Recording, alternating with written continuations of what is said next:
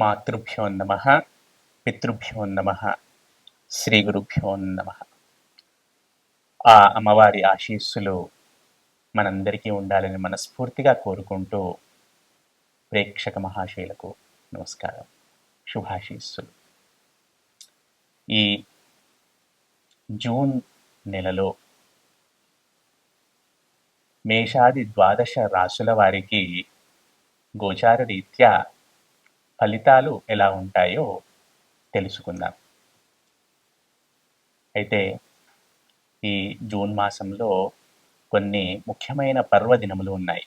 ముందుగా వాటి గురించి తెలుసుకొని తర్వాత మనము రాశి ఫలాల్లోకి ప్రవేశిద్దాం. ఈ జూన్ మాసంలో 2వ తేదీ నాడు బృహస్పతి కర్కాటక రాశిలోనికి ప్రవేశిస్తున్నాడు. ఈ సమయంలో మనకి యమునా నదికి పుష్కరములు వస్తాయి. మనకు తెలిసిందే, గురువు రాశి మారినప్పుడు ఆ సంచారంలో భాగంగా నూతన రాశిలోనికి ప్రవేశించినప్పుడు ఒక నదికి పుష్కరాలు వస్తాయి ప్రతి సంవత్సరం. ఈసారి యమునా నదికి పుష్కరాలు వస్తున్నాయి. అవి 2వ తేదీ నుండి ప్రారంభమవుతున్నాయి. అలాగే జూన్ 3వ తేదీ రోజు మనకు సంకష్టహర చతుర్థి అనేది వస్తుంది. ఈ సంకష్టహర చతుర్థి నాడు మనము గణపతి ఆరాధన చేయడం ద్వారా మన కష్టాల నుండి బయటపడతాం. శక్తి ఉన్నవారు ఆ రోజు గణపతి హోమం కూడా చేయించుకుంటారు. శక్తి లేని వారు గణపతి ఆలయ సందర్శన, తమకు తోచిన విధంగా యథాశక్తి, యథాభక్తి, యథామతి ఆ గణపతిని ఆరాధించటం ద్వారా సత్ఫలితాలను పొందుతారు. అలాగే 11వ తేదీ రోజు మనకు ఏకాదశి పర్వదినం వస్తుంది. ఆ రోజు ఉపవాసం ఉండటము, విష్ణుమూర్తి ఆరాధన చేయడం, నారాయణుని ఆరాధన చేయడం ద్వారా మంచి ఫలితాలను, ఆరోగ్యాన్ని పొందుతాం. అలాగే 13వ తేదీ రోజు మనకి శని త్రయోదశి, అలాగే మాస శివరాత్రి కూడా వస్తున్నాయి.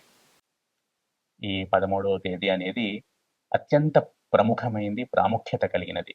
ఆ రోజు మనము శివారాధన చేయటం ద్వారా, ముఖ్యంగా సాయంత్రం శివార్చన చేసుకోవటం ద్వారా, శివలింగానికి అభిషేకం చేసుకోవటం ద్వారా మనకు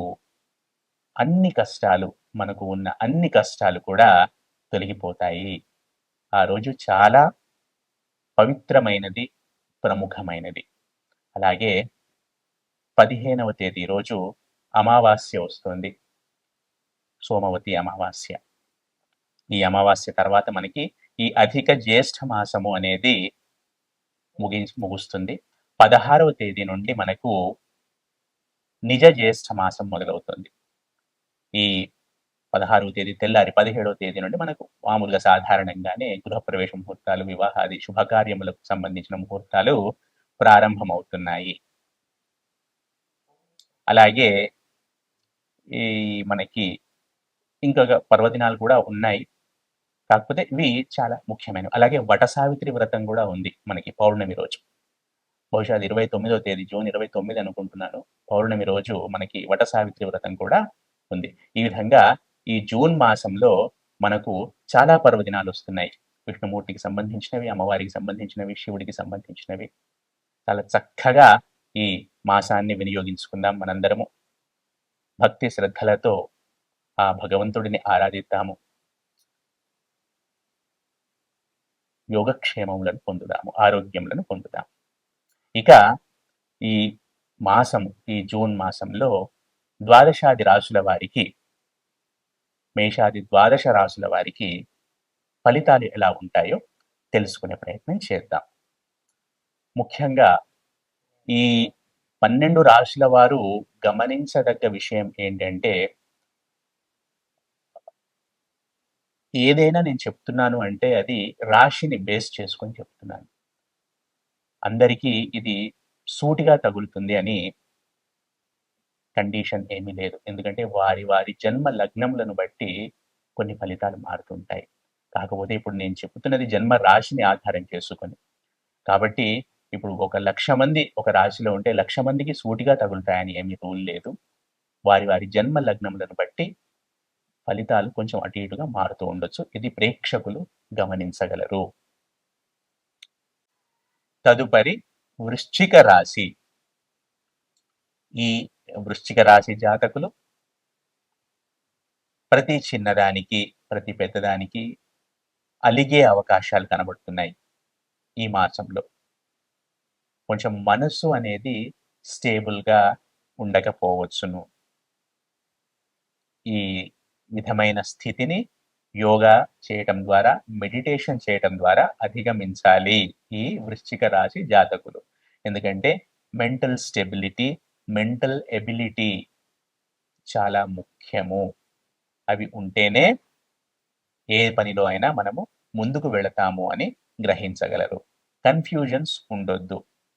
వేవరింగ్ మైండ్ అస్సలు ఉండొద్దు. ఈ క్షణంలో ఇది, వచ్చే క్షణంలో ఇంకోటి, అలా మైండ్లోకి వస్తూ పోతూ ఉండకూడదు. ఈ విషయంలో జాగ్రత్తలు తీసుకోవాలి ఈ వృశ్చిక రాశి జాతకులు. ఏదేమైనా కూడా ఈ వృశ్చిక రాశి జాతకులకు అదృష్టం సహకరిస్తుంది ఈ మాసంలో. సంతాన సంబంధ విషయంలో ఎప్పటి నుండో స్టక్ అయి ఉన్న విషయాలు కొంచెం ముందుకు కదులుతాయి ఈ జూన్ మాసంలో. అది కొంచెం ఆనందించదగ్గ విషయము. వృత్తి, ఉద్యోగ, వ్యాపారాల్లో ఉన్న వారికి ఈ మాసం కొంచెం అనుకూలంగానే ఉంటుంది. ఏదేమైనా కూడా అన్ని అనుకూలంగా ఉన్నా కూడా ఈ వేవరింగ్ మైండ్, ఈ స్టెబిలిటీ తక్కువగా ఉండటం వలన అనవసరంగా ఇబ్బందులను వారికి వారే కొని తెచ్చుకుంటారు. ప్రతి చిన్నదానికి, పెద్దదానికి అలుగుతుంటారు నేను మొదట్లో చెప్పినట్టు. ఏదైనా కూడా ఈ ఒక మైండ్ పైన కంట్రోల్, సైకలాజికల్ బ్యాలెన్స్ అనేది ఒక్కటి మెయింటైన్ చేయండి మీరు ఈ మాసంలో. మిగిలినవన్నీ అనుకూలంగానే కనబడుతున్నాయి.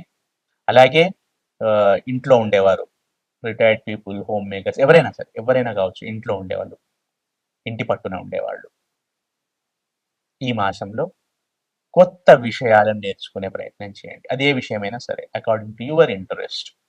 మీరు ఖాళీగా ఉంటే ఇంకా పిచ్చిలేసిపోతారు మీరు. ఈ మైండ్ అనేది ఇంకా అదుపు తప్పుతుంది. కాబట్టి ఏదైనా మీకు శ్రద్ధ ఉన్న విషయము, ఇంట్రెస్ట్ ఉన్న విషయాన్ని ముందుకు వేసుకోండి. దానిపైన అవగాహనను పెంచుకునే ప్రయత్నం చేయండి. విద్యార్థులు ఈ రాశి వారు ఎవరైతే ఉంటారో వారికి ఈ మాసము అనుకూలంగా కనబడుతుంది. కొత్త ప్రవేశాలు జరగటము, కొత్త కోర్సుల్లోకి ప్రవేశాలను పొందటము, ప్రవేశ అర్హతను పొందటము, లేదా కొత్త ఉద్యోగ బాధ్యతలను స్వీకరించటము లాంటివి కనబడుతున్నాయి. ఏదేమైనా కూడా మానసిక ఆరోగ్యం పట్ల జాగ్రత్త వహించండి. మిగిలిన అన్ని విషయాలు సానుకూలంగా కనబడుతున్నాయి ఈ వృశ్చిక రాశి జాతకులకు ఈ మాసంలో. ఏదైనా 1-2 సార్లు ఆలోచించి అనుభవజ్ఞుల సలహా మేరకు మాత్రమే పనులను చేయండి.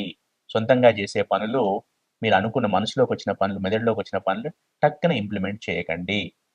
పలుమార్లు ఆలోచించి పెద్దల, అనుభవజ్ఞుల సలహా మేరకు మాత్రమే ఇంప్లిమెంట్ చేయండి.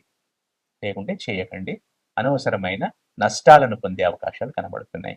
సేవింగ్స్, ఇన్వెస్ట్మెంట్స్ పైన కొంచెము ఆకాంక్ష అనేది పెరుగుతుంది ఈ వృశ్చిక రాశి జాతకులకు ఈ మాసంలో. ఈ వృశ్చిక రాశి జాతకులు సుబ్రహ్మణ్య స్వామి ఆరాధన చేయటం ద్వారా, కాలభైరవ అష్టకం పఠించటం ద్వారా ఈ మాసంలో సత్ఫలితాలను పొందుతారు.